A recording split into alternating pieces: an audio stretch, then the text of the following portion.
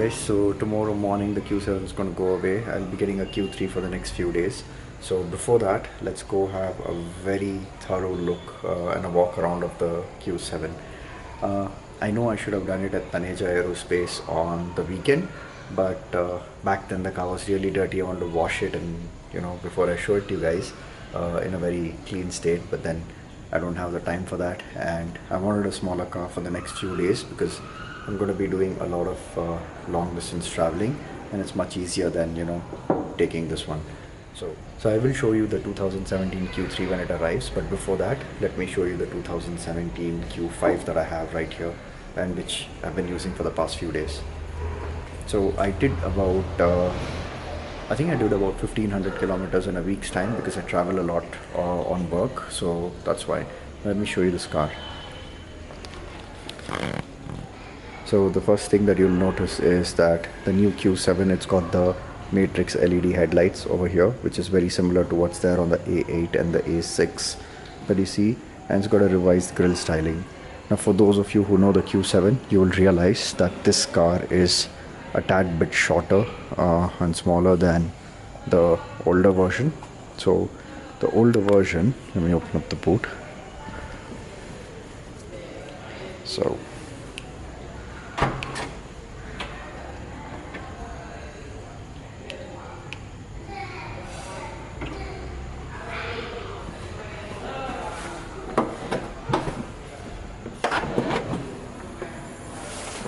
So it's got power operated boot, so it opens on its own.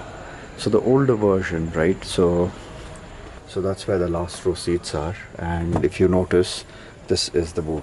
That's about it, right? So once you put up the seats, this boot space is not enough in this car.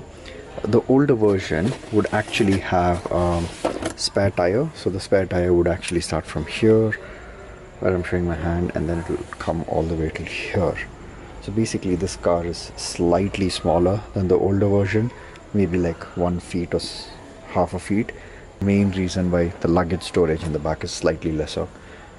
But what I like is that they have a little more provisions. The back seating space is also slightly lesser than the older version. I do have the 2009 also. If you remember, I'd done a video on the 2009 last time. So compared to that, I like the 2009 because the rear bench seat and everything is much better that way. And in the 2009 there's a sunroof that comes over here where my hand is. I don't know if you can see it. Yeah, over here there's another sunroof. So there's a panoramic roof plus there's a sunroof for the rear passengers. I'll show that. I think in another week or two my 2009 car will be back.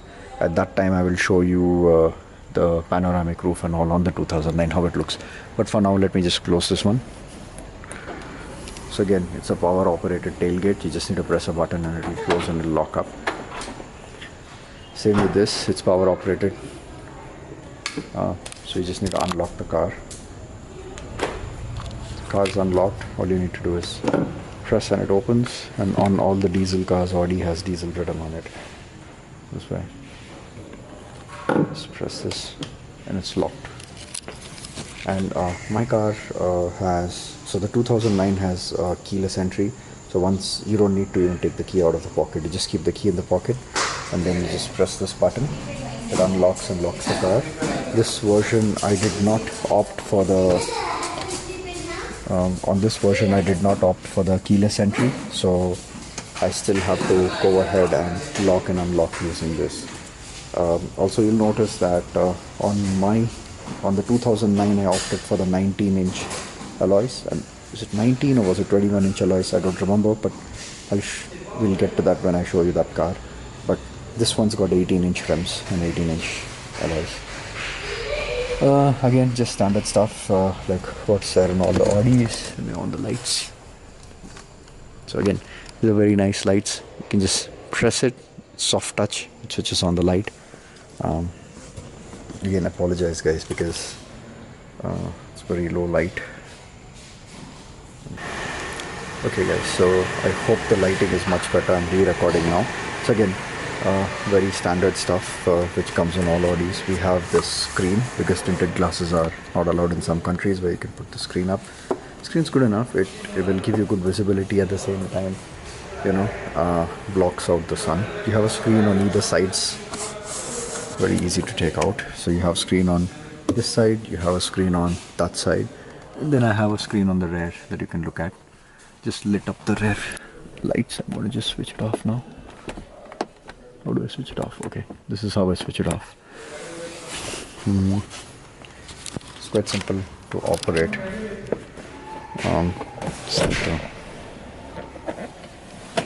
Press this down, is it? No. There's one thing that I really liked about the new car. The rear bench can be power operated, so let me show you how that works. So you can adjust all the 3 seats in the rear independently, like this. You can move this back. So it's just like your front seats in a normal car. You can adjust them separately. So if there are 3 people sitting in the back, and they want it at 3 different angles, you can go ahead and adjust it. Plus you can, if you're tall, you can just actually move this front and back like in the regular car. Okay, now let's go back. Now, so if I want to put the seat up, I don't need to worry much. There's a power operation here. Press it and then voila. Your rear seats open up. And then you're all set. Your person can get in, whoever's sitting there, and you're good to go. But just like in the other cars, like in any 7-seater, you need to move the seat up to get in, which you just do this. Very smooth operation. It's really neat.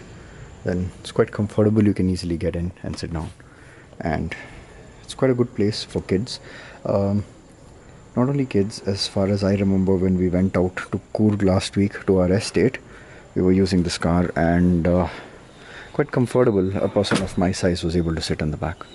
Let's get this up. I need to use both my hands now.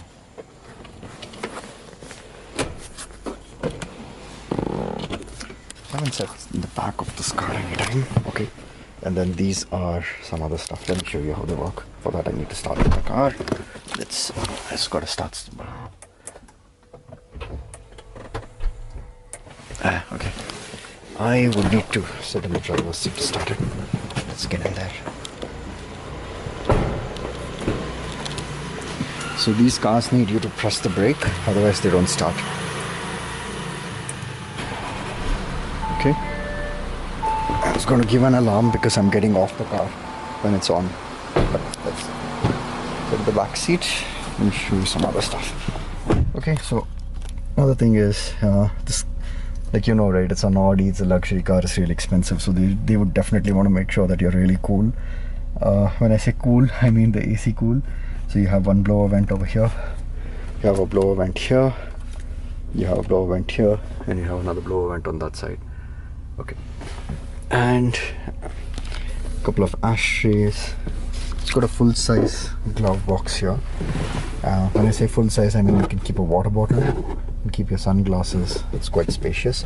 In the front I can keep a water bottle and sunglasses, plus some pouches here. Let me show you the lights.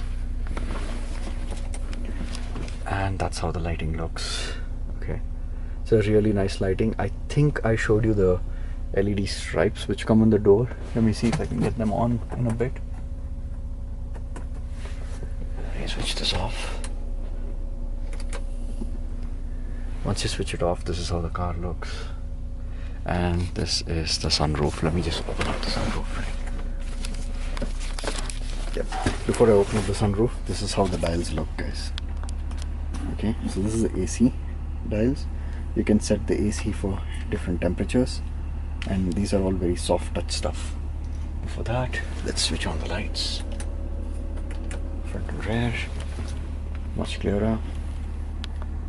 Okay, so you can actually dial down. I love the way the number displays over here. Dial it down to low, to 21 degrees. So it's actually 4-zone climate control. So you can set a separate temperature for where I'm sitting right now, and separate temperature for this side, separate temperature for here, separate temperature for here. So for example, if I like 21 degrees, I can put it for 21 degrees. If the guy next to me feels he needs it at 18, he can go ahead, press an 18, and then just turn the blower. If he wants the fan to be at a higher speed, he can do that. it'll be faster here. Okay, and then this would be slower because it's got a separate blower fan.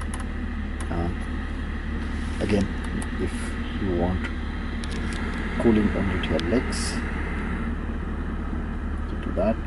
While for me on this side, I'll get on both sides and have it only coming over to my face, to my forehead, and my legs, or I just simply leave it in auto. I don't know how to get it to auto.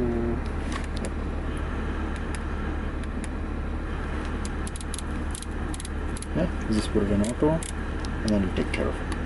Yeah, that's auto is on right now. You see this light lit up? That means auto is on. I press it again, it's gone, auto is gone. It's auto right now, so it will take care of it. If I don't want the rear AC, I want to switch it off because nobody's sitting in the back. Just press this and it's off. Okay. Now that's the rear package. Let's move off front and let me show you how the front looks. But before that, let me show you something cool. Okay. Let me show you something super cool about this car, right? Now it's all switched off. Let me lock it. Okay. Unlock it.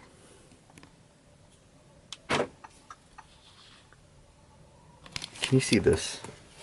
This line's actually glowing. It's basically a courtesy light to show you that it's unlocked.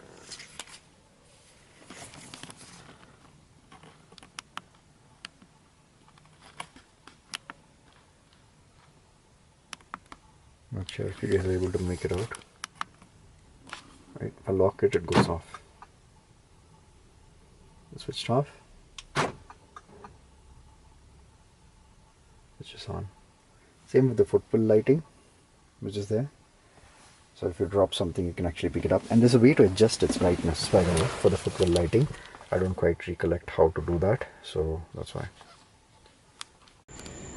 Okay, I'm going to move front and show you a little more of my new car. Okay, this is the button to open the boot.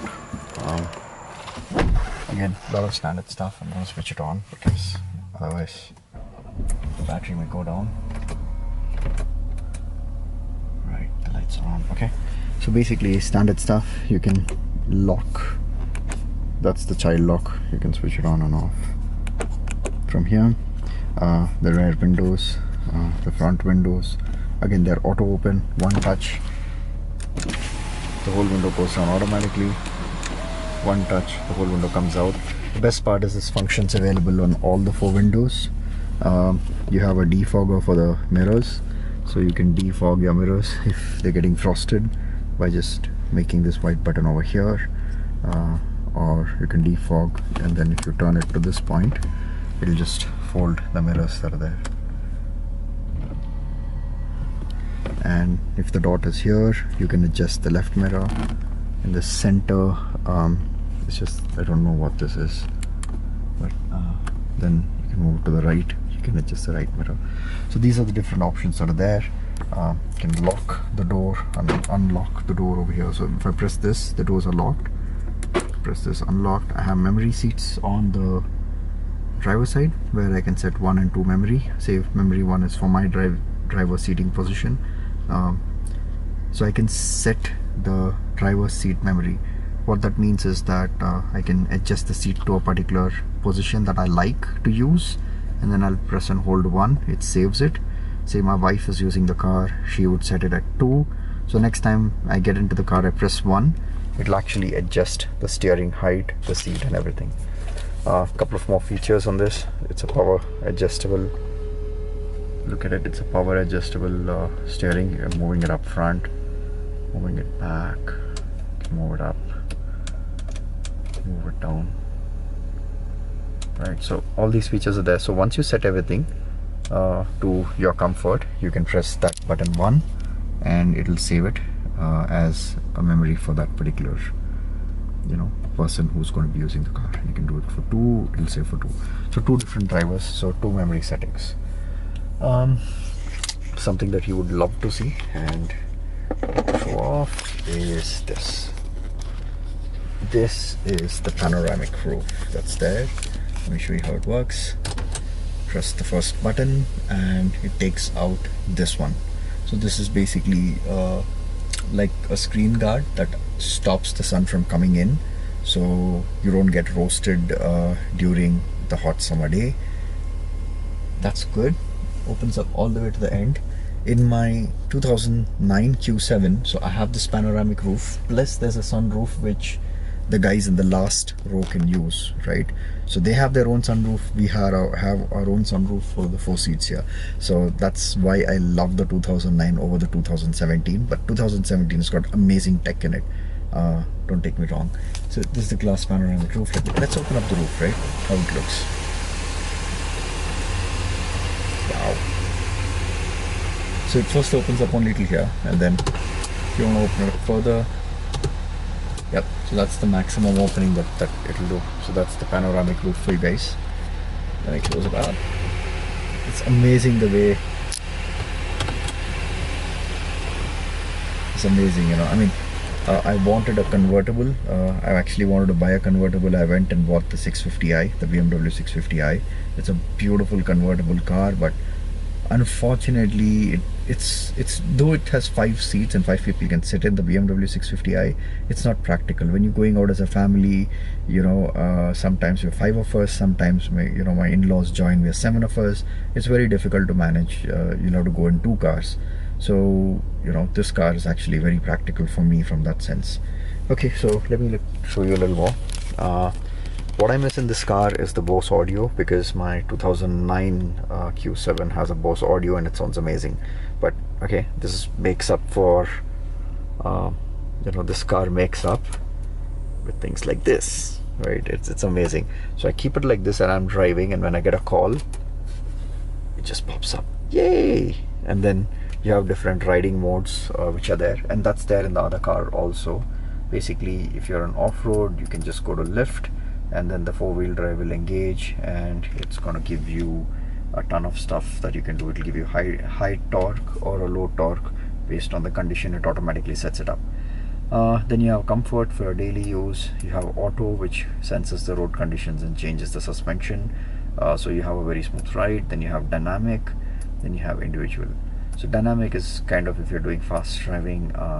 Auto is what I usually leave it in, so I'm going to put it back in auto and leave it. You can see here it increases and decreases the height. You can go to dynamic. It's the lowest position is dynamic. So when you're doing high speed, then you usually use the dynamic mode. Can you see this? So that means it's only 2 points of suspension used. Comfort, put that in. You can actually see the car going up. So now it's at 3 points on comfort. Okay, let me go to the display. So this shows the basic stuff. We're looking at miles to empty, 240 kilometers before it's going to stop. The fuel gauge is here. You notice this will be just one of those SUVs that's going to have a 300 kilometer meter. And guess what? I love this car because of the meter. The Busa has 300. My SUV has 300. I don't think you can find any other SUV which has a 300 kilometer speedometer, and this car will do 300, guys. It will do 300.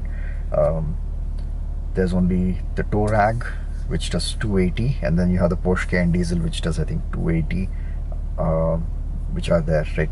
So other than these 3, I don't think I know of any other SUV which can do 300. Yeah, an SUV that can do 300. Okay, let's come back. This is a touchpad, so I can actually use the touchpad to driver select and go to AC. I can say footwell temperature, driver's side, warmer, cooler, passenger side, cooler. So I can actually, I'm setting the AC temperatures for the footwell side. Auto recirculation. So basically it's not going to let the outside air in. So that way, then servicing and checks, can actually check the tire pressure loss indicator. You can then check the oil levels of the car. Oil levels fine. You check the service interval. You'll get to know when the next service is due. It's in 4,700 kilometers. It's car information, wiper positions, air suspension, does the wheel need rotation, it'll tell you all this stuff. So it's like very neat. Driver's assist, you can put speed warning in there. Like I've got the speed warning for 140. You can put in the speed warning for a slower speed also. So typically I would leave it at 120 because most roads that I go in is at 120. You have parking aid. You can put the volumes for the parking aid. You have your efficiency assist, which is basically well, you know what it does is that, say you're at 100 and you're cruising at 100, it'll sense whether the road is empty in the front and then it'll coast. So by doing coasting from time to time, it actually will improve your mileage. I don't know what presense is, but then presense okay, so presense is basically the option wherein it senses something that's there in the front and then advises you to slow down and all that. And then there's a rest recommendation, which basically every few hours will tell you that you need to rest, because it does that based on a particular speed that you're driving in and blah blah blah. Vehicle settings, what do we have here? Date and time, steering wheel buttons, seats. What do we have in seats? So driver's seats, passenger seats. This is where it saves the memory of the seats, the seating positions. You have your exterior lighting. You can switch on the automatic headlights, the exit entry lights that are there. The exit entry lights are basically these lights that I'm switching on. You have your background lighting. You can reduce the background lighting, which you can see in the image over here. It shows you what reduction does. Can you see that? Sure. Great.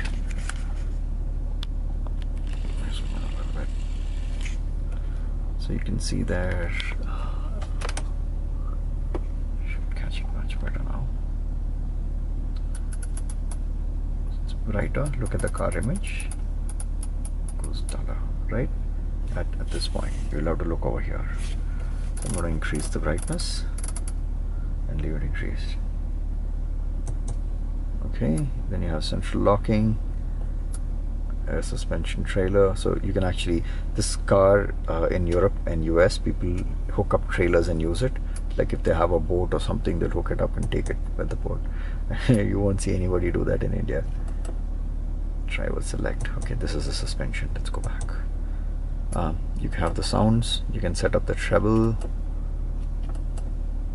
Okay, set up the bass, fader, sound effects, speed dependent volume, radio, media. Then you have your telephone. You can collect your telephone. Navigation. You have maps. You can see the maps here. And what's the cool part is that not only can see the maps here, you can also see the maps here. Check this out. Bam. That's like damn cool, you know. I mean, you can see the maps here and drive. What I usually do is pop this down because it's too distracting. Let everything be here, right? So if somebody calls me, I have my phone book here. I can scroll through, I can answer the call, or I can disconnect the call. Once I pull over, I generally don't talk when I'm driving. Got my device. It'll show up the device here, so I can select the music. Got the date and time, the speed, the fuel consumption, and like a ton of stuff over here. Short-term memory, I don't know what that is, long-term memory, energy consumption, driver assist, blah blah blah blah blah. Okay, so that's what it shows. Yeah, so that's it. And then I can do the same thing from here, do the same thing from here. The radio, the radio, and this is a touchpad. So whatever I write here, say if I write H like this, it's going to pick up. Let's show you that. Right there, switch destination entry. Let's type, right? So over here, I'm going to write H. Road H. A. D. No, that's not D, that's A. H. A. R. L. So that's how it basically writes. So whatever I write over here, it's going to show there, and then I have my radio channels 1, 2, you can see this. So that's radio channel 1, radio channel 2, radio channel 3, 4. Okay, I'm going to reduce the radio volume because I'll get copyrighted. Last time I recorded something, you know, and there's some music playing really mild. It was so mild that I couldn't hear what it is, but YouTube detected it and put a copyright claim on it. So I had gotten a copyright strike because of that. Then I had to remove the song, replace it, and then after that I still had the copyright strike. Okay, they have another drawer here. You can keep some stuff. That's the charging port if you want to use. This is the volume control. You can switch off. You can switch between over there. I'm gonna pop this down. Okay, this is something I want to show you guys. This is called hill hold. So whenever I'm coming down any hill, if I press this, it'll automatically brake so that I do not go beyond a particular speed. This is basically ESP off, so you can switch off the electronic stability program. So this is the ESP. You can switch off the electronic stability program just in case you're on the track and you want to drive this car on the track. Yeah, you heard me right. There are guys who try to drive this car on the track. Okay, let's come to this side. What do we do now? Okay, let's open the door. It's not clear otherwise. Can you see this?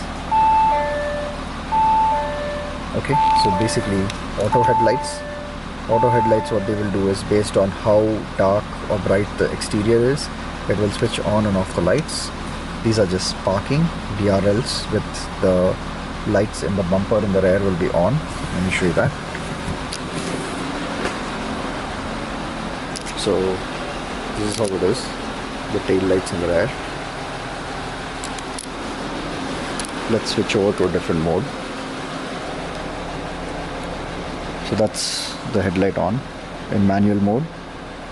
That's the rain mode. So let's see how it looks. What's the difference, right?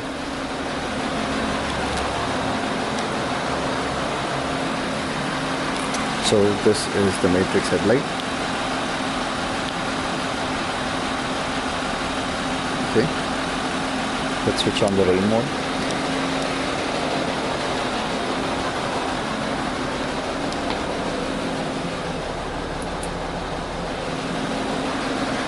Now switch on the rain mode.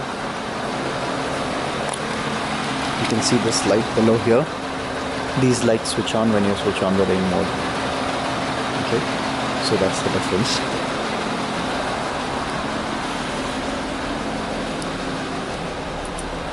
This, if I'm right, switches on the fogs over here, which are there. These ones switch on with that. So they're basically the rear fog lights that are on.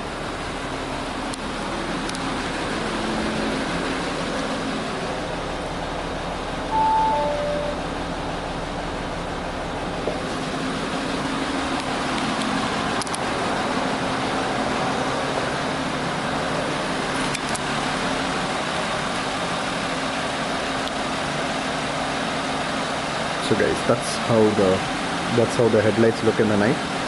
These are basically the DRLs that are running.